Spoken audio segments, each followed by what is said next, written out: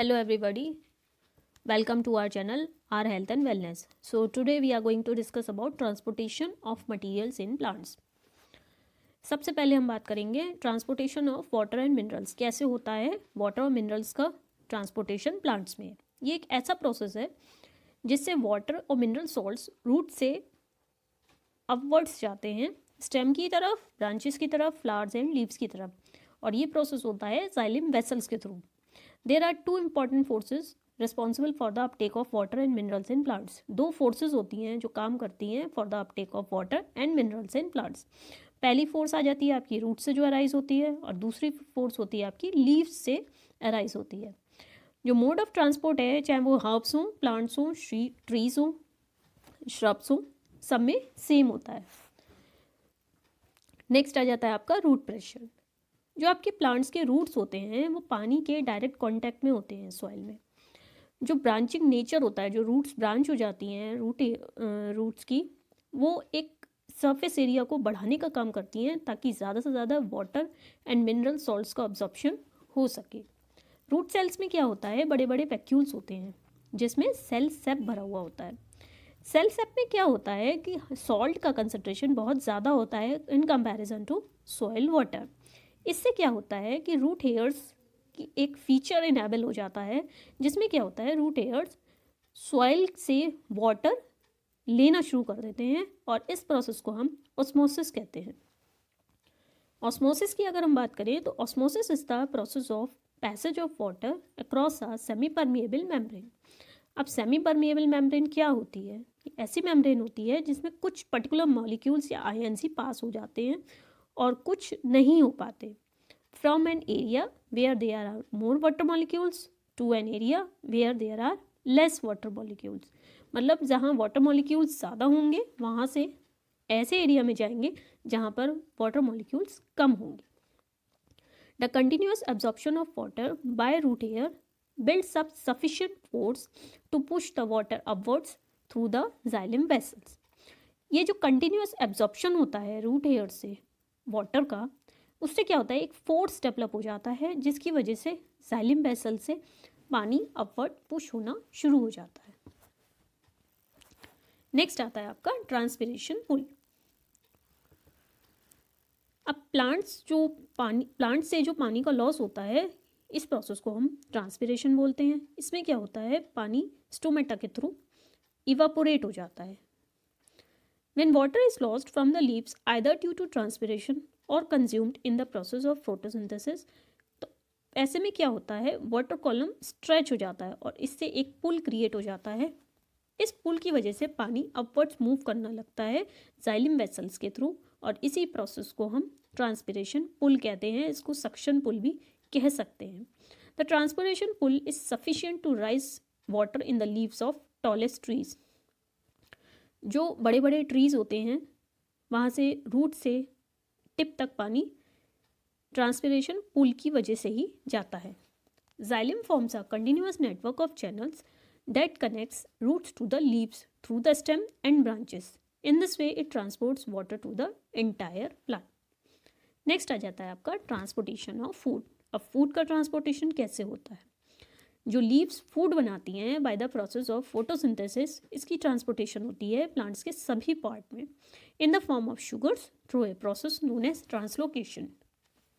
अब जो transportation of food है through phloem in the form of sugars, इस प्रोसेस को हम ट्रांसलोकेशन कहते हैं और ये फ्लोएम के सेल्स के थ्रू होती है. फ्लोएम में इलोंगेटेड सेल्स होते हैं जिसको हम सीप ट्यूब्स कहते हैं, जो एक के ऊपर एक प्लेस्ड होते हैं, जिसकी वजह से लंबी ट्यूब्स की चेन बन जाती है जिससे फूड का ट्रांसपोर्टेशन होता है. फ्लोएम के साथ क्या है कि उसके कंटेंट्स ऊपर भी मूव कर सकते हैं और डाउनवर्ड डायरेक्शन में भी मूव कर सकते हैं, जबकि वाटर जो जाइलम वेसल्स में होता है वो सिर्फ ऊपर की तरफ अपवर्ड डायरेक्शन में ही मूव करता है. नेक्स्ट आ जाता है आपका ट्रांसपिरेशन. बहुत ज़्यादा क्वांटिटीज पानी की एब्जॉर्ब होती है प्लांट के थ्रू, लेकिन सारा पानी आपका प्लांट यूज़ नहीं कर पाता. जो एक्सेस वाटर है वो वाटर वेपर की फॉर्म में थ्रू द स्टोमेटा एस्केप कर जाता है और the process of losing water from plant is known as transpiration. इससे क्या होता है, एक सक्शन पुल क्रिएट हो जाता है जिसकी वजह से वाटर एंड मिनरल्स रूट से टिप की तरफ मूव करते हैं, अपवर्ड्स डायरेक्शन में मूव करते हैं। ये मैकेनिज़्म इसी तरह से आप समझ सकते हैं, जैसे आप कोई ड्रिंक है उसको आप सक कर रहे हो स्ट्रॉ से, तो एक पुल क्रिएट हो जाता है जिसकी वजह से जैसे जैसे आप सक करते हो वैसे वैसे आपका ड्रिंक आपके माउथ में आता जाता है। यही प्रोसेस ट्रांसपिरेशन में होती है। As water is given out by transpiration more water is absorbed. अब जैसे जैसे ट्रांसपिरेशन से वाटर लॉस हो रहा है तो ज़्यादा से ज़्यादा पानी एब्जॉर्ब होना शुरू हो जाता है। ट्रांसपिरेशन का एक एडवांटेज ये रहता है कि वो उसे कूल कर देता है, प्लांट को कूलिंग एक्शन प्रोवाइड करता है। When transpiration takes place more quickly than the absorption of water by the root hair, the plant cells lose more water. अब क्या होता है, कई बार ट्रांसपिरेशन की प्रोसेस तेज़ चल रही है, एब्जॉर्प्शन इतनी जल्दी नहीं हो पा रहा है, तो ऐसे में जो लॉस ऑफ वाटर है वो ज़्यादा हो जाता है जिसकी वजह से ड्रूप कर जाती है, लीव्स ड्रूप कर जाती हैं, आपकी स्टेम ड्रूप कर जाती है, मुरझा से जाते हैं आपके पेड़ पौधे, पत्तियाँ, फूल, और इस प्रोसेस को हम विल्टिंग कहते हैं। अब हम बात करेंगे एडवांटेजेस ऑफ ट्रांसपिरेशन की। क्या एडवांटेजेस रहती हैं ट्रांसपिरेशन की? तो अब हम बात करते हैं एडवांटेजेस ऑफ ट्रांसपिरेशन की।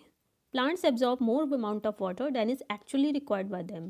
प्लांट्स जितना उन्हें ज़रूरत होती है पानी की उससे ज़्यादा एब्जॉर्ब कर लेते हैं, और जो एक्सेस वाटर को इसको रिमूव करना बहुत ज़रूरी हो जाता है, और जो प्रोसेस ऑफ ट्रांसपिरेशन है ये एक्सेस ऑफ वाटर को रिमूव करने में हेल्प करती है।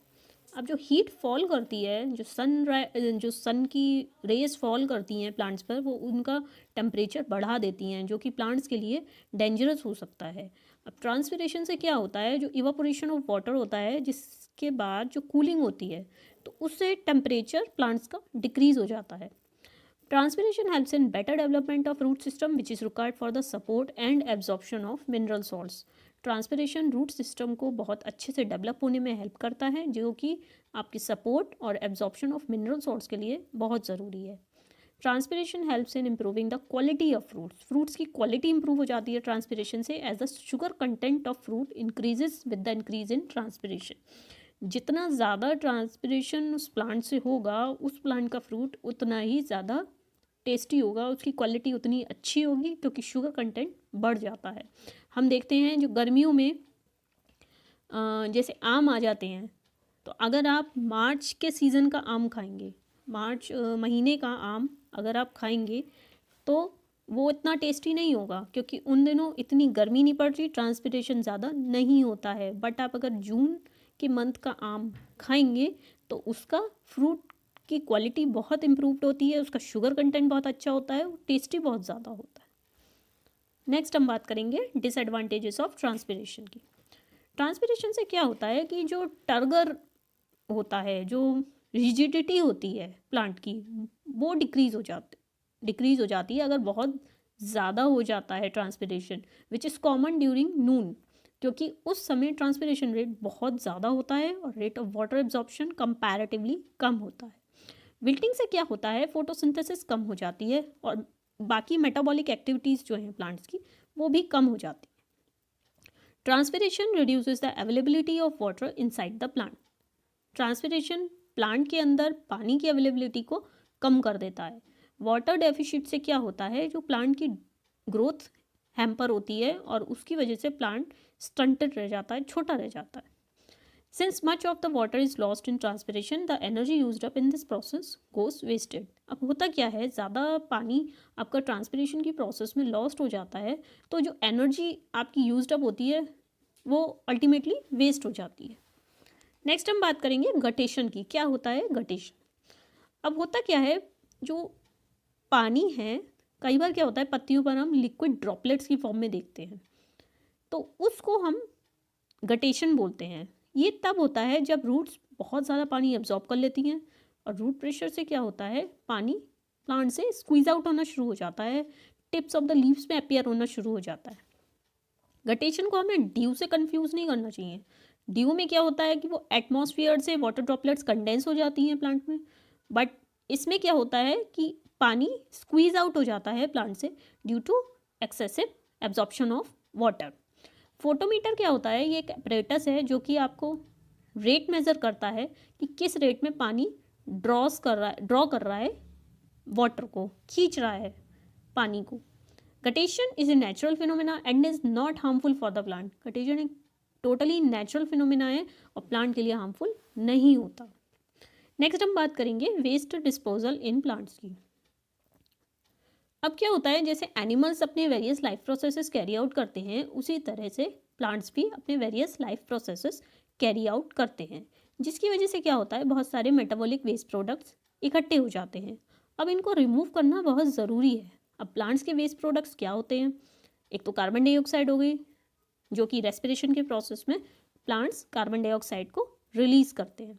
एक्सेस वाटर हो सकता है, रेस्पिरेशन का भी एक बाई प्रोडक्ट होता है वाटर, तो ये ट्रांसपिरेशन की फॉर्म में इवापोरेट हो जाता है और रिमूव हो जाता है। एक्सेस सॉल्ट, कई बार क्या होता है, सॉइल से प्लांट्स बहुत ज़्यादा सॉल्ट एब्जॉर्ब कर लेते हैं क्योंकि वो पानी में मिक्स्ड होता है, उसको वो प्रिवेंट नहीं कर सकते। तो एक्सेस सॉल्ट जो होता है कई बार प्लांट बॉडी में डिपॉजिट हो जाता है इन द फॉर्म ऑफ क्रिस्टल्स।